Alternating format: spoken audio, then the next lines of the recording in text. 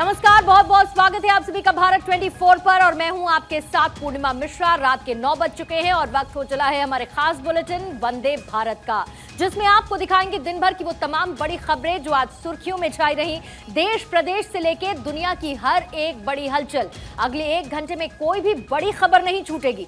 मतलब ये बुलेटिन आपने देख लिया तो समझिए दिन भर की पूरी खबरों से आप अपडेट हो लिए। तो चलिए बिना रुके शुरू करते हैं खबरों का सिलसिला और दिखाते हैं आपको इंडिया टू इंटरनेशनल पूरा हाल वंदे भारत में।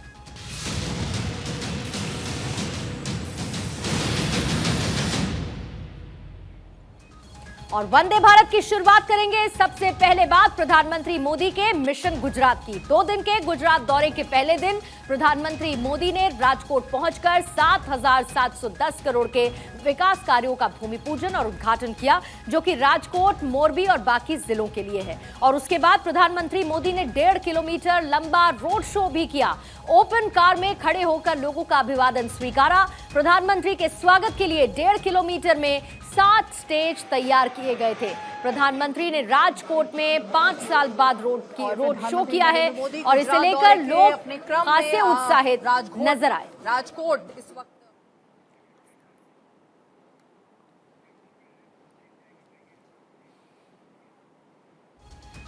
तो एक तरफ राजकोट में प्रधानमंत्री मोदी का ये रोड शो, दूसरी तरफ आज गुजरात में मिशन स्कूल ऑफ एक्सीलेंस का भी शुभारंभ प्रधानमंत्री ने किया। ये स्मार्ट स्कूल नई शिक्षा नीति के लिए मील का पत्थर साबित होगा। वहीं इस दौरान प्रधानमंत्री की एक ऐसी तस्वीर भी सामने आई जब प्रधानमंत्री बच्चों के बीच शिक्षा के गुण सीखते नजर आए।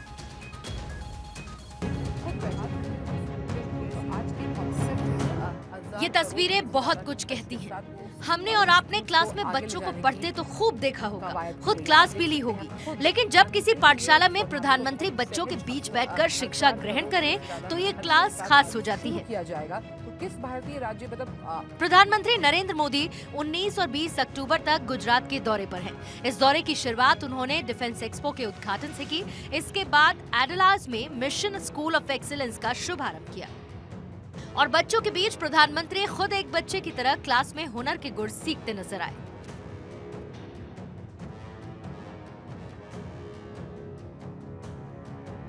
जब पीएम का काफिला स्कूल पहुंचा तो पीएम का स्वागत फूल बरसाकर किया गया। पीएम ने अपने संबोधन में कहा कि बीते 2 दशक में गुजरात में शिक्षा के क्षेत्र में अभूतपूर्व परिवर्तन आया है। 20 साल पहले 100 में से 20 बच्चे स्कूल ही नहीं जाते थे। गुजरात में शिक्षा के क्षेत्र में जो परिवर्तन आया है वो अभूतपूर्व है। 20 साल पहले हालत ये थी कि गुजरात में 100 में से 20 बच्चे स्कूल ही नहीं जाते थे। प्रधानमंत्री ने नई राष्ट्रीय शिक्षा नीति की खूबियां गिनाई।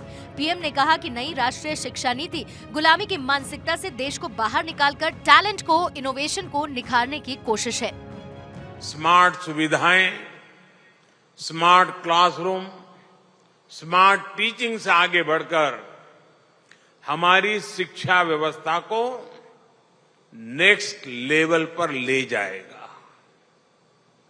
अब virtual reality, internet of things, इसकी ताकत को भी हमारे छोटे छोटे बाल साथी, हमारे विद्यार्थी स्कूलों में बड़ी आसानी से अनुभव कर पाएंगे। 1 महीने के भीतर पीएम का ये दूसरा गुजरात दौरा है। इस दौरे के दौरान प्रधानमंत्री ने गुजरात के लोगों को करोड़ों की सौगात दी। और इस दौरे की शुरुआत प्रधानमंत्री मोदी ने गुजरात के गांधीनगर से की, जहां पर डिफेंस एक्सपो 2022 का उद्घाटन किया। इस डिफेंस एक्सपो में रक्षा उपकरणों और साथ ही टेक्नोलॉजी का प्रदर्शन भी किया जा रहा है। स्वदेशी हथियारों से भारत अब दुश्मनों को मुंह तोड़ जवाब देने के लिए तैयार है।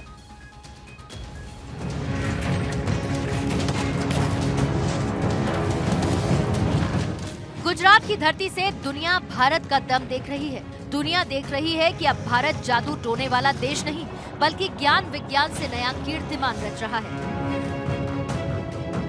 गांधीनगर में प्रधानमंत्री नरेंद्र मोदी ने डिफेंस एक्सपो का उद्घाटन किया। मकसद साफ था, दुनिया को आत्मनिर्भर भारत से रूबरू करवाना। पीएम ने इस मौके पर गुजरात के बनासकांठा पाटन के पास मौजूद भारतीय वायुसेना के डीसा एयरफील्ड का वर्चुअली शिलान्यास किया। ये एयरफील्ड पाकिस्तान की सीमा से सिर्फ 130 किलोमीटर दूर है। पीएम ने कहा ये देश पहले कबूतर छोड़ा करता था, आज चीता छोड़ने का सामर्थ्य रखता है। छोड़ने की ताकत रखता है। जब हमारी वायुसेना डीसा में होगी तो पश्चिमी सीमा पर किसी भी दुस्साहस का मुंहतोड़ जवाब देने में सक्षम होगी। पीएम ने कहा कि गुजरात की धरती पर सशक्त, समर्थ और आत्मनिर्भर भारत का महोत्सव हो रहा है। ये भारत के लिए गौरवपूर्ण क्षण है। देश की सुरक्षा और उस क्षेत्र के विकास के लिए एक महत्वपूर्ण उपलब्धि है। डीसा अंतर्राष्ट्रीय सीमा से केवल 130 किलोमीटर दूर है। अगर हमारे फोर्सेस, विशेषकर हमारी वायुसेना डीसा में होगी तो हम पश्चिमी सीमा पर किसी भी दुस्साहस का और बेहतर ढंग से जवाब दे पाएंगे। ये डिफेंस एक्सपो आत्मनिर्भर भारत के सपनों को साकार कर रहा है। पीएम ने बताया कि अब सिर्फ बेहद जरूरी उपकरण ही विदेश से आएंगे। भारत में 414 प्रकार के उपकरण सिर्फ भारत में ही बनेंगे। पीएम ने बताया कि डिफेंस सप्लाई में दुनिया की कुछ एक कंपनीज की मोनोपोली चलती है। वो किसी को घुसने नहीं देते थे, लेकिन भारत ने हिम्मत करके अपनी जगह बना ली है। ये नया भारत है जो चूहे को भी पूछता है और माउस के जरिए आत्मनिर्भरता की नई कवायद भी लिख रहा है। बिल्कुल यही है नया भारत। आइए आपको जरा अब इस डिफेंस एक्सपो के बारे में भी बता देते हैं। ऐसा नहीं है कि भारत में पहली बार डिफेंस एक्सपो का आयोजन हो रहा है, पहले भी कई बार डिफेंस एक्सपो का आयोजन हो चुका है, लेकिन ये एक्सपो अपने आप में बेहद खास है और इसकी वजह यह है कि दुनिया भारत की ताकत को इस एक्सपो के जरिए देख रही है, क्योंकि एशिया की सबसे बड़ी रक्षा प्रदर्शनी इस एक्सपो में दिखाई जा रही है। इसके साथ ही 70 से ज्यादा देश इस एक्सपो में शामिल हो रहे हैं। 25 से ज्यादा देशों के रक्षा मंत्री इसमें शामिल हो रहे हैं। इस एक्सपो की थीम भी आपको बता देते हैं, जो है पाथ टू प्राइड। सिर्फ भारतीय कंपनियां ही इसमें शामिल और मेड इन इंडिया के रक्षा उपकरण भी यहां पर लगाए गए हैं, जिसे दुनिया देख रही है। 1.25 करोड़ से ज्यादा का इन्वेस्टमेंट इससे एक्सपेक्ट किया जा रहा है और 1300 से ज्यादा एग्जिबिटर्स को इस डिफेंस एक्सपो में शामिल किया गया है। इसके साथ ही 100 से ज्यादा स्टार्टअप्स को भी आगे बढ़ाने की कवायद इस डिफेंस एक्सपो के जरिए देखी जा रही है और 450 से ज्यादा MOU यानी कि मेमोरेंडम ऑफ अंडरस्टैंडिंग और इसके साथ ही अग्रीमेंट्स को साइन किया जा रहा है, डील फाइनल की जा रही है। 75 से ज्यादा देशों को रक्षा उपकरण एक्सपोर्ट किए जाएंगे। आप 2021-22 में जहां पर डिफेंस एक्सपोर्ट $1.59 बिलियन का है और इसको और ज्यादा बढ़ाने की तैयारी डिफेंस एक्सपो के साथ चल रही है, पाथ टू प्राइड इस थीम के साथ। और आइए जरा आपको कुछ हथियारों से भी रूबरू करवा देते हैं, जिसका दम गुजरात की धरती से इस वक्त दुनिया देख रही है। और सबसे पहले उस मिसाइल की बात करेंगे जिसका प्रहार झेलना मुश्किल है, पनाश मिसाइल।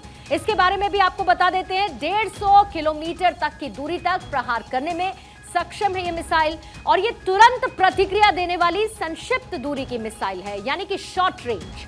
हर मौसम में सटीक लक्ष्य साधने वाली हथियार प्रणाली का, टेक्नोलॉजी का इसमें इस्तेमाल होता है, यानी कि मौसम कैसा भी हो ये उससे प्रभावित नहीं होगी। अब दूसरे हथियार का भी जिक्र कर लेते हैं पनाश मिसाइल के बाद। दूसरा हथियार है रुद्रम 3 मिसाइल। रुद्रम 3 मिसाइल की ताकत यह है कि दुश्मनों के लिए यह मिसाइल बहुत घातक है। इसकी सबसे बड़ी खासियत इसका एंटी रेडिएशन होना है। मकसद रडार को ध्वस्त कर वहां की सभी सूचना, जानकारी, तकनीक को नष्ट कर देना, ये इसकी USP है। ये हवा से जमीन पर वार करने वाली मिसाइल है और इसकी रेंज है 500 किलोमीटर से ज्यादा। और आइए अब इसके बाद तीसरे हथियार का भी जिक्र कर लेते हैं। तीसरा हथियार जिसका नाम है MSG यानी कि माउंटेन गन सिस्टम। ये हाइब्रिड गन सिस्टम नई तकनीक पर आधारित है और इसी में वो नई टेक्नोलॉजी का इस्तेमाल किया गया है। ये 48 किलोमीटर दूर से ही दुश्मन के ठिकानों को तबाह करने में सक्षम है। ये स्वदेश में निर्मित हथियार है, यानी कि इसको निर्मित भारत में ही किया जा रहा है। और प्रधानमंत्री मोदी ये साफ कर चुके हैं कि भारत में हथियारों का निर्माण जिसमें और ज्यादा बढ़ावा मिले और दूसरी तरफ इन्हीं हथियारों को दूसरे देशों तक भी पहुंचाया जाए, यानी कि दूसरे देशों पर निर्भरता को जितना जल्दी हो सके खत्म किया जा सके।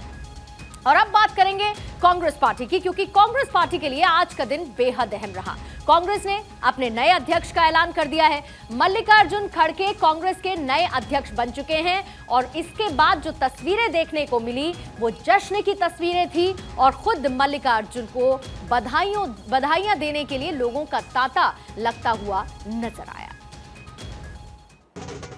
कांग्रेस के नए कमांडर का आधिकारिक ऐलान हो गया है।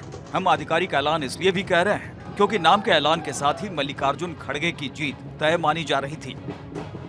तो कुल 24 साल बाद कांग्रेस पार्टी को पहला गैर गांधी अध्यक्ष मिल गया है। इस चुनावी रिजल्ट में मल्लिकार्जुन खड़गे ने शशि थरूर को 6,825 वोटों से हरा दिया।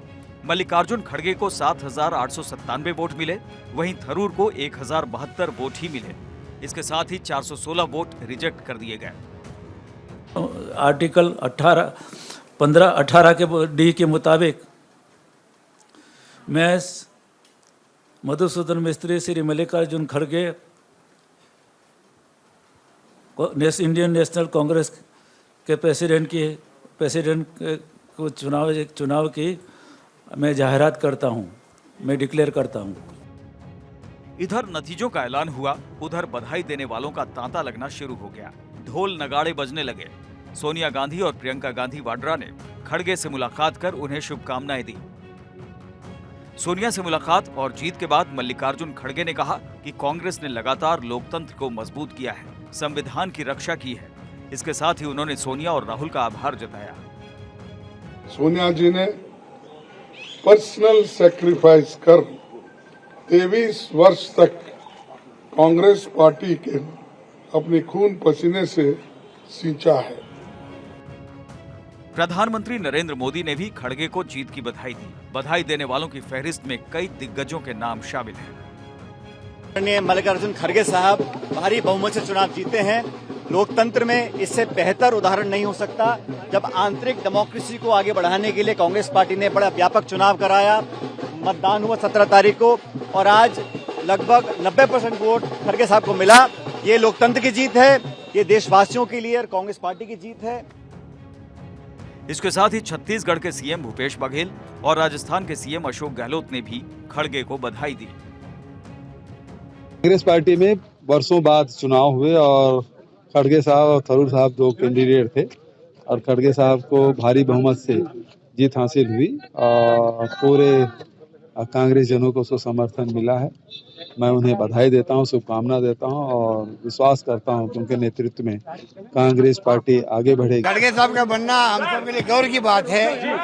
अनुभव के धनी है, 9 बार विधायक, 2 बार लोकसभा के मेंबर और भी नेता प्रतिपक्ष रहे हैं। ऐसे अनुभव के धनी के व्यक्ति को मौका मिला काम करने का। दलित पक्ष से भी है, पूरे देश के काम को में बहुत उत्साह है, जम के काम होगा। बधाई देने वालों की लिस्ट में शशि थरूर का नाम भी शामिल है। नतीजों के तुरंत बाद उन्होंने खड़गे को बधाई दी और अपना साथ देने वालों को धन्यवाद दिया। इस चुनाव में जीत के साथ ही खड़गे कांग्रेस अध्यक्ष बनने वाले 65वें नेता हो गए हैं। वो कांग्रेस अध्यक्ष बनने वाले दूसरे दलित नेता हैं। आजादी के बाद 75 साल में से 42 साल तक पार्टी की कमान गांधी परिवार के पास रही। वहीं 33 साल पार्टी अध्यक्ष की बागडोर गांधी परिवार से अलग नेताओं के पास रही। तो नवनिर्वाचित कांग्रेस अध्यक्ष मल्लिकार्जुन खड़गे का ट्वीट, एक कार्यकर्ता का अध्यक्ष बनना सम्मान की बात। ये लिखा है, खड़गे ने विनम्रता से ये जिम्मेदारी स्वीकार करता हूं, पार्टी को मजबूत करने के लिए काम करेंगे। इसके साथ अंतिम में लिखते हैं, जय हिंद, जय कांग्रेस। तो मल्लिकार्जुन खड़गे कांग्रेस के नए अध्यक्ष बन चुके हैं। कांग्रेस लोकतंत्र की दुहाई दे रही है। राहुल ने कहा कि कांग्रेस लोकतांत्रिक पार्टी है, यहां चुनावी प्रक्रिया होती है। लेकिन दूसरी ओर शशि थरूर की ओर से चुनाव में धांधली का आरोप लगाया गया। राहुल के एक बयान से भी घमासान बढ़ गया है। The only democratic, open-minded party in this country. That's why you should support it. Rahul ऐलान कर रहे हैं कि कांग्रेस लोकतांत्रिक पार्टी है, यहाँ चुनाव आयोग है, चुनाव होते हैं। लेकिन इस लोकतंत्र की दुहाई देने वाले राहुल और कांग्रेस नेताओं की पोल अध्यक्ष पद के दूसरे उम्मीदवार शशि थरूर ने खोल दी। थरूर खेमे ने कांग्रेस अध्यक्ष पद की चुनाव में धांधली का आरोप लगाया है। शशि थरूर के पोलिंग एजेंट सलमान सोज ने कांग्रेस के अध्यक्ष पद के चुनाव पर ही सवाल उठा दिया। सलमान सोज ने चुनाव में गड़बड़ी का आरोप लगाया है, जिसमें उन्होंने कांग्रेस अध्यक्ष पद के चुनाव में पंजाब, तेलंगाना और यूपी में फर्जी वोटिंग का आरोप लगाया। भले ही राहुल लोकतंत्र का झुनझुना बजा रहे हो, लेकिन चुनाव नतीजों के ऐलान के पहले ही कुरनूल में राहुल गांधी ने प्रेस कॉन्फ्रेंस की, जिसमें उन्होंने कहा कि मल्लिकार्जुन खड़गे पार्टी में अपनी भूमिका तय करेंगे। As far as the Congress party is concerned, the final authority in the Congress party is the Congress president, and we will have a new Congress president, and that gentleman will decide exactly how the Congress party moves forward. Rahul से पूछा गया कि party में आपकी क्या भूमिका होगी, जिस पर राहुल जवाब दे रहे थे। ऐसे में सवाल है कि क्या राहुल को पहले से ही पता था कि खड़गे ही चुनाव जीत रहे हैं, और जब कांग्रेस में वाकई लोकतंत्र है तो राहुल ने पहले ही खड़गे की जीत का ऐलान कैसे कर दिया?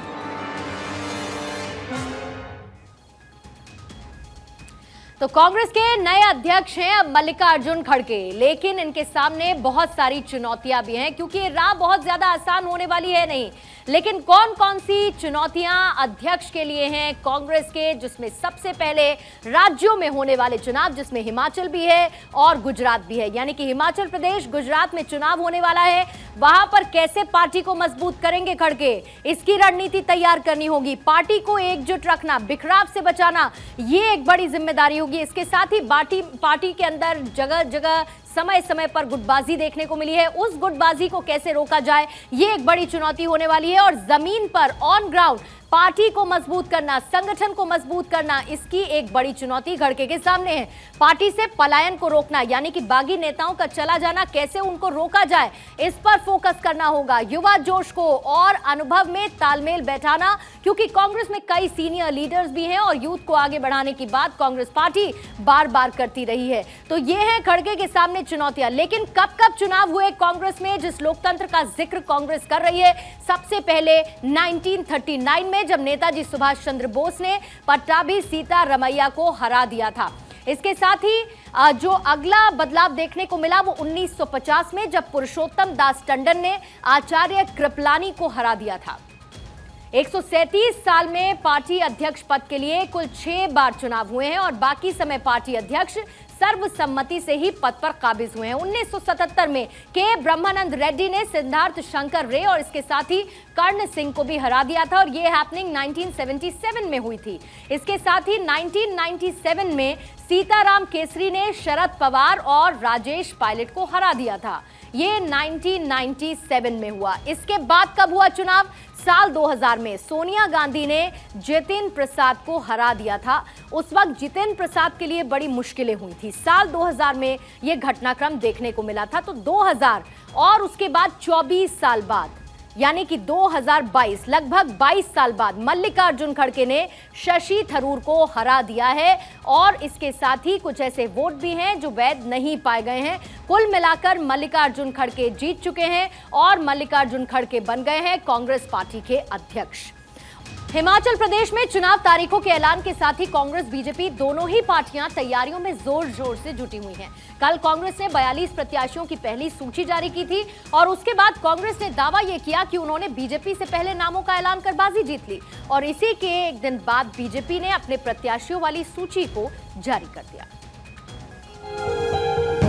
प्रदेश में सभी 68 सीटों पर विधानसभा चुनाव होते हैं, जिसके लिए पहले कांग्रेस ने तो उसके ठीक एक दिन बाद बीजेपी ने अपने प्रत्याशियों की पहली सूची जारी कर दी। 62 प्रत्याशियों वाली सूची में 5 महिलाएं हैं। जयराम ठाकुर समेत उनके 10 मंत्री दोबारा चुनाव मैदान में हैं, जबकि 11 सिटिंग विधायक का टिकट काट दिया गया।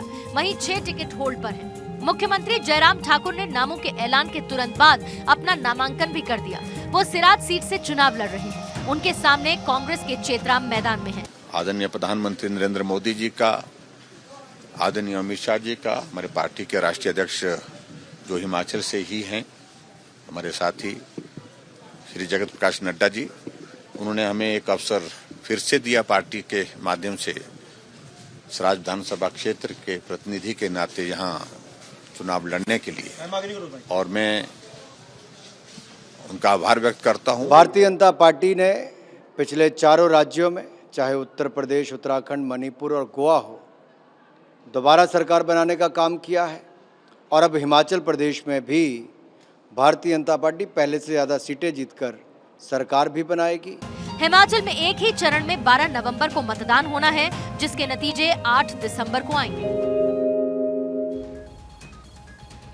तो पूर्व सीएम प्रेम कुमार धूमल पिछला चुनाव हार गए थे और इस बार भी वो चुनाव नहीं लड़ रहे हैं। उन्होंने सूची जारी होने के बाद ही ये कह दिया था कि वो चुनाव नहीं लड़ेंगे। इसके चलते उनके समर्थकों में मायूसी नजर आई और उनके गुट के कुछ विधायक ऐसे भी हैं जिनको टिकट नहीं मिला।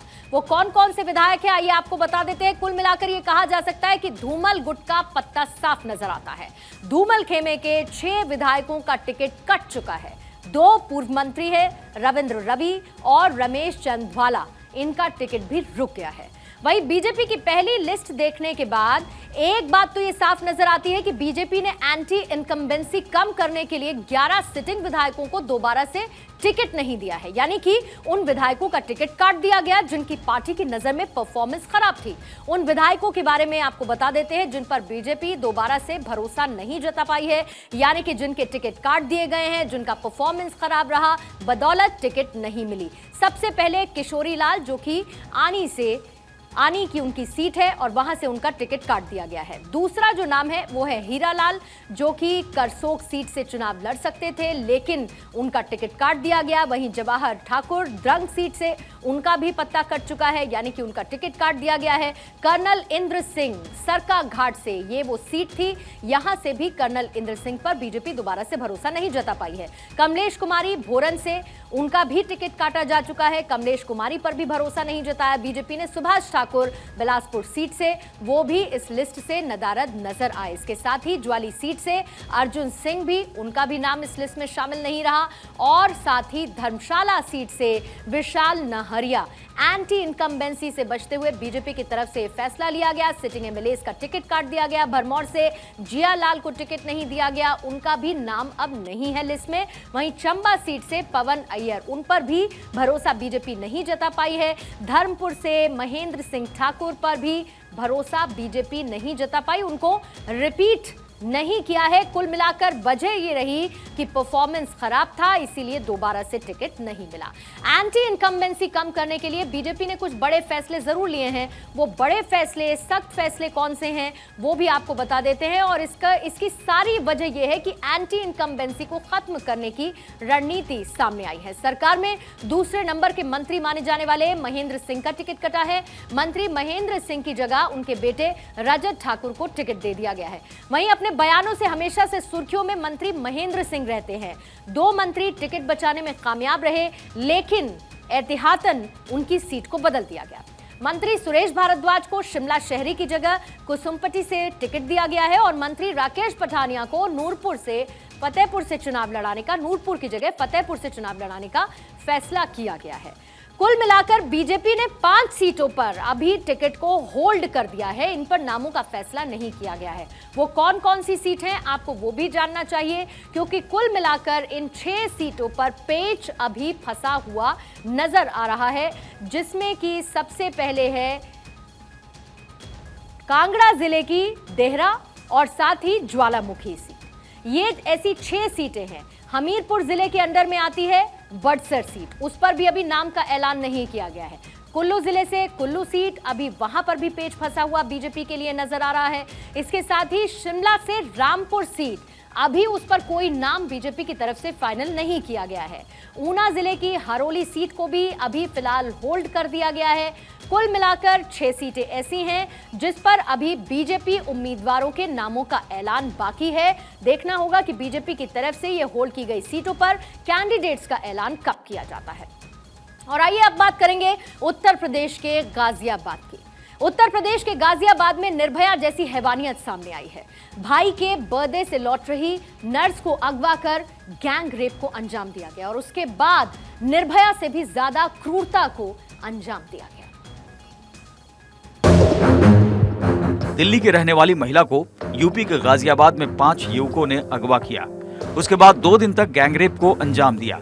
इतने से भी दरिंदों को चैन नहीं मिली तो उसके साथ निर्भया जैसी हैवानियत को अंजाम दे डाला। फिर बोरी में भरकर सड़क किनारे तड़प तड़प कर मरने के लिए फेंक कर वो युवक भाग गया। युवती जब सड़क किनारे मिली तो उसके शरीर के अंदर रॉड थी। नाजुक हालत में युवती को आनन फानन में दिल्ली के जीबीटी अस्पताल में भर्ती कराया गया, जहां वो जिंदगी और मौत की जंग लड़ रही है। गैंग रेप के बाद महिला को आरोपियों ने यहां पर फेंक दिया था। दरअसल ये शिकायत दर्ज हुई है, महिला के पीड़िता के भाई की शिकायत पे ये पूरा मामला दर्ज हुआ है और मामले ने तूल पकड़ा जब दिल्ली महिला आयोग की अध्यक्ष स्वाति मालीवाल ने इस पर ट्वीट करके और जानकारी मांगी और नोटिस जारी किया कि आप बताइए इस मामले पे अभी तक क्या हुआ है।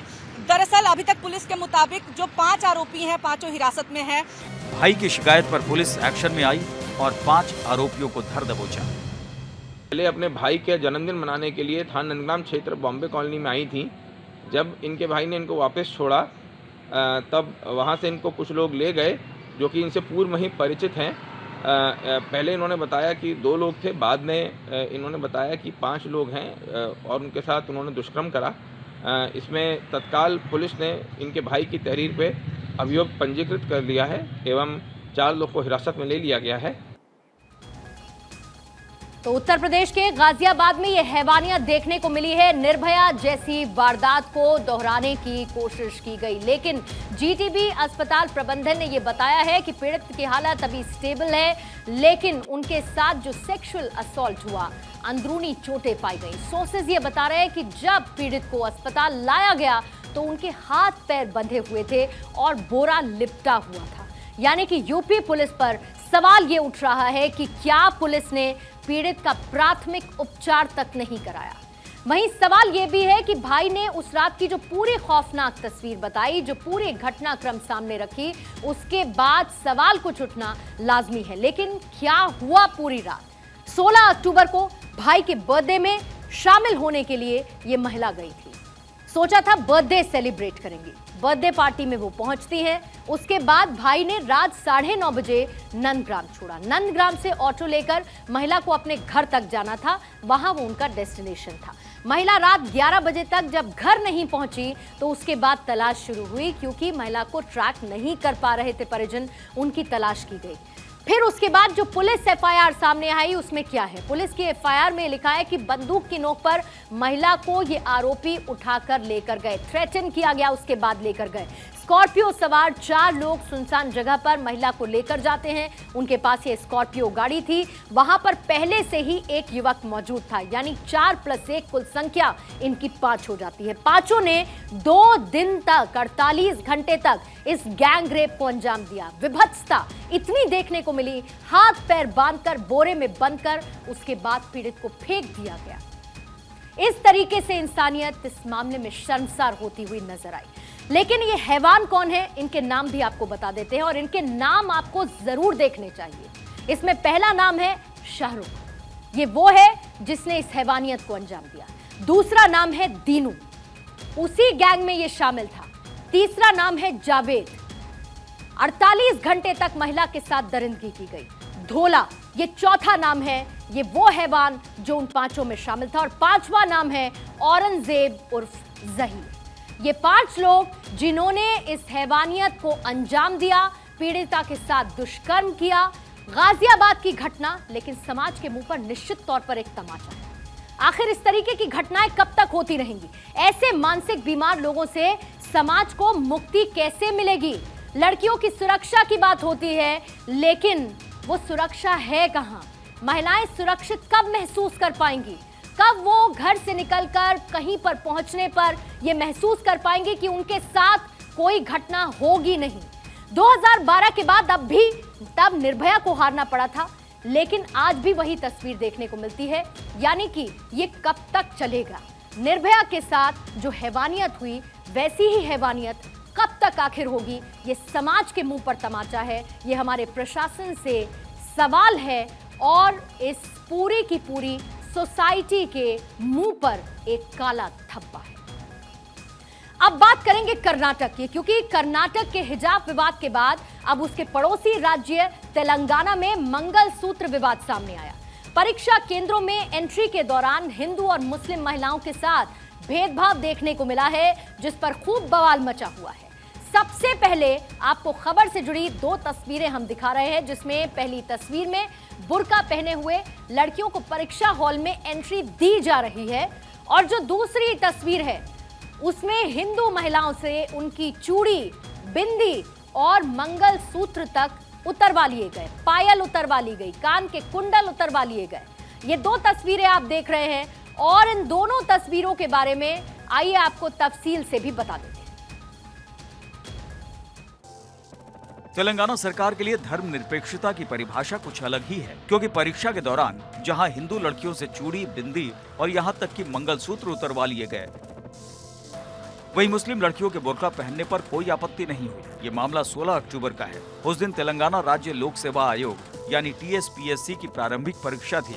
इसी दौरान आदिलाबाद के एक परीक्षा केंद्र से ये तस्वीरें सामने आईं। मामला सामने आते ही आदिलाबाद के एसपी ने इसे मंडल राजस्व अधिकारी की गलती बताकर पल्ला झाड़ने की कोशिश की। वहीं बीजेपी ने तेलंगाना की KCR सरकार पर मुस्लिम तुष्टीकरण के आरोप लगाए हैं। Whereas there is claims and allegations that ladies were asked to remove their Mangalsutras. Now you can't have this kind of discrimination happening at the gate of an examination. और अब बात करेंगे बिहार की, क्योंकि बिहार में सरकार क्या बदली, कश्मीर को ही देश से बाहर कर दिया गया। कश्मीर जैसे संवेदनशील मुद्दे पर 7वीं क्लास के एग्जाम पेपर में एक ऐसा सवाल पूछा गया जिससे सियासी बवाल मच गया। पेपर में कश्मीर को एक अलग देश के रूप में बताया गया। बिहार में 7वीं की परीक्षा में एक सवाल पर बवाल मच गया है, क्योंकि क्वेश्चन पेपर में कश्मीर को अलग देश के रूप में बताया गया है। सीमावर्ती जिले किशनगंज में 7वीं कक्षा की अर्धवार्षिक परीक्षा चल रही थी, जिसमें कश्मीर जैसे संवेदनशील मुद्दे पर एक सवाल पूछा गया। सवाल पूछना गलत नहीं है, लेकिन भारत के अभिन्न अंग को एक देश के रूप में बताया गया, जिस पर सवाल उठ गया। छात्रों से पूछा गया था कि 5 देश चीन, नेपाल, इंग्लैंड, कश्मीर और भारत के लोगों को क्या कहा जाता है।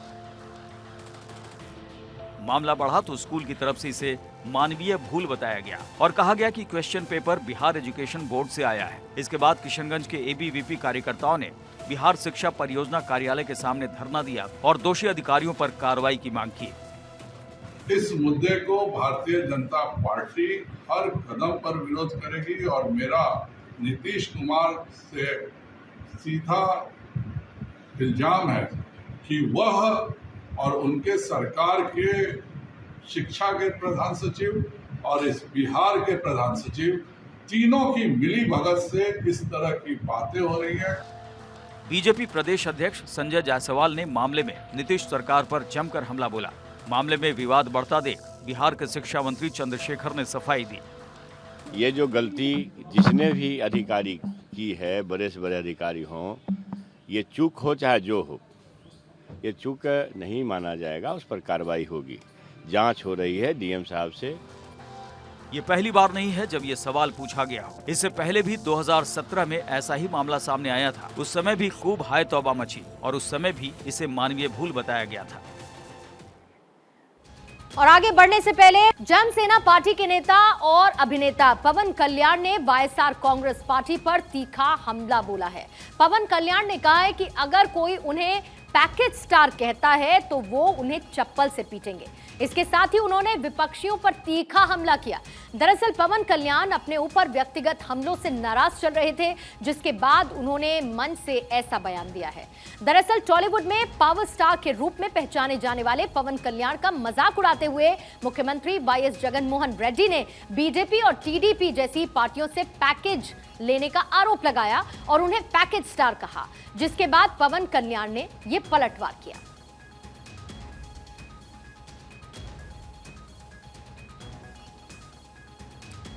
काशी और उज्जैन की तरह अब सरकार मथुरा में कॉरिडोर बनाने की योजना पर काम कर रही है। उत्तर प्रदेश सरकार ने इलाहाबाद हाईकोर्ट को बताया कि तीर्थयात्रियों को सुविधा देने के लिए मथुरा में बांके बिहारी मंदिर से सटी हुई 5 एकड़ की जमीन को अधिग्रहण कर कॉरिडोर बनाने की योजना बनाई गई है। आपको याद होगा कि मथुरा में कृष्ण जन्माष्टमी के मौके पर भगदड़ मच गई थी, जिसमें 2 श्रद्धालुओं की मौत हो गई थी, जबकि 7 लोग घायल हुए थे। इसके बाद श्रद्धालुओं की सुरक्षा पर सवाल खड़े हुए। वहीं इलाहाबाद हाईकोर्ट ने यूपी सरकार से मंदिर जाने वाले श्रद्धालुओं के प्रबंधन के संबंध में अपना रुख साफ करने के लिए कहा था। इस मामले की अगली सुनवाई 17 नवंबर को होगी।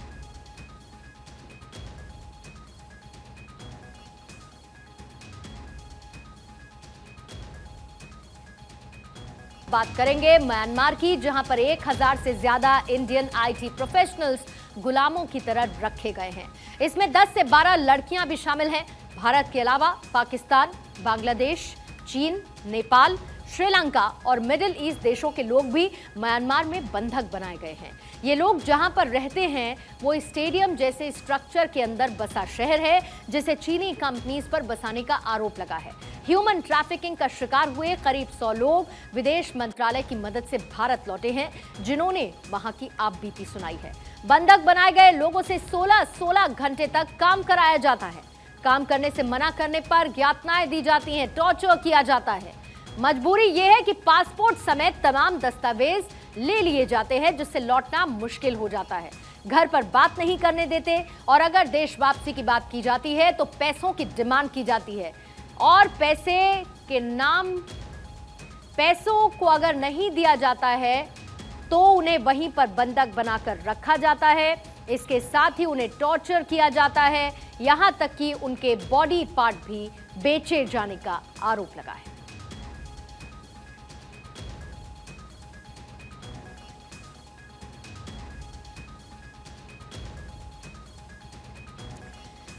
तो ये खबर जरूर आपको चौंका रही होगी कि आखिर आईटी प्रोफेशनल्स की वहां पर हालात ऐसे क्यों हैं, ये आईटी प्रोफेशनल्स फंसाए कैसे जा रहे हैं, इसके बारे में भी आपको डिटेल बता देते हैं। आईटी प्रोफेशनल्स की मौजूदगी वहां पर बड़ी संख्या में है। देखिए, सबसे पहले इस्तेमाल होता है सोशल मीडिया का। सोशल मीडिया पे एडवर्टाइजमेंट्स को फ्लोट किया जाता है और इसी के जरिए आईटी प्रोफेशनल्स को फंसाया जाता है, झांसा दिया जाता है। भारत, दुबई, बैंकॉक से इस तरीके के एडवर्टाइजमेंट्स को पोस्ट किया जाता है और साथ ही इनको फंसाने की कोशिश की जाती है। थाईलैंड में मोटी सैलरी का लालच देकर इन्हें बुला लिया जाता है कि आइए आपको ह्यूज अमाउंट ऑफ सैलरी दी जाएगी। थाईलैंड पहुंचने के बाद एयरपोर्ट से लेकिन इन्हें म्यांमार भेज दिया जाता है और वहां पर उनके साथ क्या होता है वो हमने आपको बताया। पासपोर्ट के साथ साथ जितने भी जरूरी दस्तावेज ट्रैवल करने के लिए होते हैं या वापस आने के लिए होते हैं, उनको ये छीन लेते हैं, अपने पास रख लेते हैं और बंधकों को छोड़ने के लिए भारी रकम तक वसूली जाती है, यानी कि पैसे की डिमांड की जाती है। पैसे दो और रिहा हो जाओ। फिरौती का पैसा क्रिप्टो करेंसी में मांगा जाता है और ये एक बड़ी वजह रही है जिसके बाद इसको ट्रैक नहीं किया जा सकता है और क्रिप्टो करेंसी में डील किया जाता है। लगातार ऐसे ही आईटी प्रोफेशनल्स को फंसाने की एक कोशिश जारी है, जिसमें बीते कुछ वक्त में कुछ लोगों को वापस बुला लिया गया है, लेकिन अब भी मदद के इंतजार में ऐसे लोग वहां पर फंसे हुए हैं, अलग अलग देशों के, जिसमें भारत भी शामिल है। इधर चीन ने फिर से लश्कर-ए-तैयबा के आतंकवादी का सपोर्ट किया है। भारत अमेरिका के प्रस्ताव पर चीन ने फिर से अड़ंगा लगा दिया, जिसके बाद यूएन ने शाहिद महमूद को वैश्विक आतंकी घोषित करने से इनकार कर दिया। पाकिस्तानी आतंकवादियों को चीन लगातार यूनाइटेड नेशंस में बचाते हुए आ रहा है। लश्कर-ए-तैयबा के आतंकी शाहिद महमूद को ग्लोबल टेररिस्ट के लिस्ट में शामिल होने से भी बचा लिया है। ये चौथी बार है जब चीन ने पाकिस्तानी आतंकियों का सपोर्ट किया है।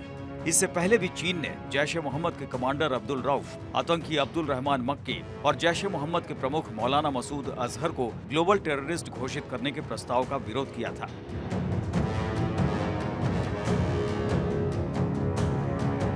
चीन ने ऐसे वक्त में भारत और अमेरिका के इस प्रस्ताव को बाधित किया है जब संयुक्त राष्ट्र के महासचिव एंटोनियो गुतेरेस भारत यात्रा पर हैं। उन्होंने मुंबई में 26/11 आतंकवादी हमले में जान गंवाने वाले लोगों को श्रद्धांजलि भी अर्पित की। चीन ने संयुक्त राष्ट्र सुरक्षा परिषद की 1267 अलकायदा प्रतिबंध समिति के तहत महमूद को वैश्विक आतंकवादी घोषित करने के भारत और अमेरिका के प्रस्ताव को बाधित कर दिया है। इधर माइक्रोसॉफ्ट में छटनी का सिलसिला लगातार जारी है और कंपनी ने करीब 1000 और कर्मचारियों को इस हफ्ते निकाल दिया है। वैश्विक स्तर पर सुस्ती की वजह से कई अन्य कंपनीज ने भी लोगों को नौकरी से टर्मिनेट कर दिया है। कोविड-19 महामारी की वजह से 2020 के बाद से दुनिया भर की इकोनॉमी में उथल-पुथल देखने को मिल रहा है। इस साल की शुरुआत में इकोनॉमी पटरी पर लौट ही रही थी कि रूस यूक्रेन के बीच जंग शुरू हो गई। इससे सप्लाई चेन बाधित हो गई।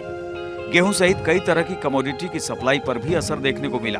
इससे वस्तुओं के दाम आसमान पर पहुंच गए और महंगाई को काबू में करने के लिए दुनिया भर के सेंट्रल बैंकों को ब्याज दरों में इजाफा करना पड़ा है। इससे कई प्रमुख अर्थव्यवस्थाओं में सुस्ती देखने को मिल रही है। इस वजह से माइक्रोसॉफ्ट जैसी कंपनियों को कर्मचारियों की छंटनी करनी पड़ रही है। माइक्रोसॉफ्ट ने जुलाई के बाद तीसरी बार ले ऑफ किया है। कंपनी जुलाई से अब तक अपने 1,80,000 मजबूत वर्कफोर्स में से करीब 1% कर्मचारियों की छंटनी कर चुकी है। अगस्त में माइक्रोसॉफ्ट ने 200 कर्मचारियों को नौकरी से हटाया था। इससे पहले मेटा प्लेटफॉर्म्स, ट्विटर और स्नैप कर्मचारियों की छंटनी कर चुकी है। इसके साथ ही कई दिग्गज टेक कंपनियां अर्थव्यवस्था में सुस्ती की वजह से हाल के समय में नई नौकरियों की रफ्तार घटा चुकी है। तो मुसीबत है एक तरफ जहां पर मंदी का असर देखने को मिल रहा है, तो वहीं देश में तेजी के साथ मौसम का मिजाज भी बदल रहा है। पहाड़ी इलाकों में शरण शुरू हो चुकी है, तो मैदानी इलाकों में भी सर्दी ने आहट दे दी है। ऊंचाई वाले जगहों पर जमकर जबरदस्त बर्फबारी हो रही है। जम्मू कश्मीर, हिमाचल प्रदेश और उत्तराखंड के पहाड़ों पर पिछले कुछ दिन से लगातार स्नोफॉल हो रहा है। इन इलाकों में पहाड़ बर्फ की सफेद चादर से ढक चुके हैं। जम्मू कश्मीर के लेह, लद्दाख, द्रास, करगिल, राजौरी, बारामूला, गुलमर्ग में बर्फबारी देखने को मिल रही है। इस बर्फबारी से पर्यटकों के साथ साथ स्थानीय लोगों में खुशी का माहौल है। पर्यटकों का कहना है कि उन्हें कल्पना नहीं थी कि इस समय उन्हें बर्फबारी देखने को मिलेगी, लेकिन प्रकृति ने उन्हें अनुपम उपहार दिया। ये सौभाग्य की बात है कि धरती के स्वर्ग में बर्फ देखने को अभी ही मिल गई। कश्मीर आना सार्थक हो गया। मौसम विभाग की माने तो जम्मू कश्मीर, हिमाचल प्रदेश और उत्तराखंड में ऐसी बर्फबारी का दौर जारी रहेगा, जिससे अगले कुछ दिनों में मौसम के और बिगड़ने के आसार हैं। लगातार हो रही बर्फबारी के बीच मौसम विभाग का कहना है कि देश के मैदानी इलाकों में इस साल ठंड समय से पहले दस्तक दे सकती है। और इसी के साथ वंदे भारत में फिलहाल इतना ही।